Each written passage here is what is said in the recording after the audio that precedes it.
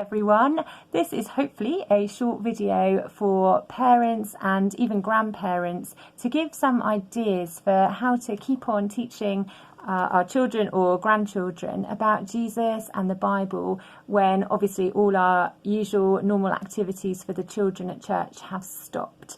So there is a often quoted passage in Deuteronomy 6 where the Israelites are encouraged to keep on talking about God's commands just as a normal everyday part of life, so with their families and for parents with their children. And obviously we want to be doing that, but it can feel a bit daunting. So one way of doing this, as well as what we do, is we try and have informal conversations, but we also have a Bible time. We call it Every Day with the Children. For us, it's at breakfast, but I mean, it doesn't have to be for you. And we just want to spend a few minutes every day with the children, thinking about the Bible and praying together. We've done various things over the years. At the moment, we are working through the Jesus Storybook Bible by Sally Lloyd-Jones, and this is just fantastic. It's really nicely illustrated throughout, and what I really love about this Storybook Bible is the subheading, which is "Every story whispers his name," and it really does. Both stories in the Old Testament and in the New point the reader directly to Jesus in a really beautiful and natural way. So as parents, it's great because all the hard work is done for you. You can simply read the story to the children and they get a great overview of the Bible and some of the really important things in there, and also see how every single story shows us more about Jesus. So if you wanted to give Bible times a try in your household, or if perhaps you've been doing them but you need a new idea, I recommend really highly just working through this Storybook Bible. You can read the story for the day and then just say a short prayer. So you could say, "Dear Father God, thank you that Jesus ... And at the end of every story, it just directly points you to Jesus. So you can just use the words from the story to do a very short prayer. I think it's great for both all the way from preschool right the way through to sort of 10, 11, 12 probably. But if it's or if your child feels like they're a little bit old for it, you can get a text-only version called The Story of God's Love for You.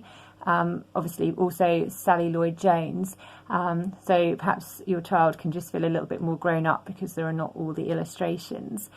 I wonder if you're a grandparent and you normally bring your children, or grandchildren rather, to church, or even if you don't, but think, oh, I really want to input into their lives.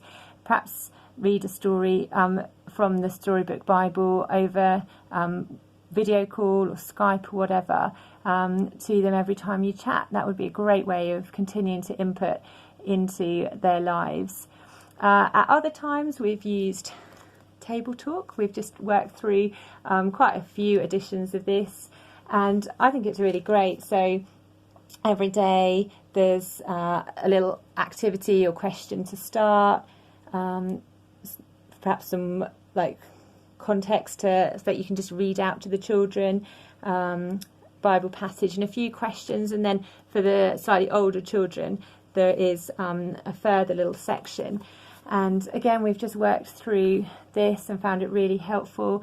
And there are also excellent resources for teenagers or sort of older primary school, which we haven't used yet, obviously, because we are still at the younger end. But if you go to the 10ofthose.com website, there are brilliant things, and I would be so happy if you wanted to get in contact and I could just point you in the direction of one or two things that would, I think, maybe be really good. Or again, perhaps you've got slightly older children or those approaching teenage years, and you think you still like to do something with them. Why not just work through a book of the Bible, perhaps work through the book of Luke, and every day just read a short passage from Luke. and get out a bit of paper each day and just make a spider diagram of what do we see of Jesus here, what do we learn about Jesus, and just get to know him better through the pages of, say, the book of Luke. I just want to encourage you as well that our Bible times are often not all that we would want them to be. Sometimes the children don't focus, sometimes it's a bit stressful, sometimes it's a bit crazy, but we persevere because we try and look at the big picture. We think, oh, how wonderful to be introducing our children to the one who holds this whole world in his hands. How wonderful to be introducing them to the person who made them and who loves them even more than we do as parents. So do ignore the saying, if something's worth doing, it's worth doing well. Do you know what? If something's worth doing, it's worth doing, even if we're doing it imperfectly, even if we don't manage it every day, even if it's a battle of the will some days to get the children to sit down, even if we feel inadequate and we feel like we haven't got the knowledge to answer all the questions, or just don't know quite where to start sometimes. It's so worth a try. Just doing something is better than doing nothing for our children. So please, I would encourage you just to give it a go, especially in these days where our children are all at home and we are supposed to be teaching them. It just seems like the perfect opportunity, if you haven't been doing a Bible time or a Bible slot, to put it in as part of your day through the coming weeks. If you need any more help or you've got questions or anything, please do get in contact with me. I'd be so happy to give more ideas or to help you out if I'm able. All right, bye for now. Bye.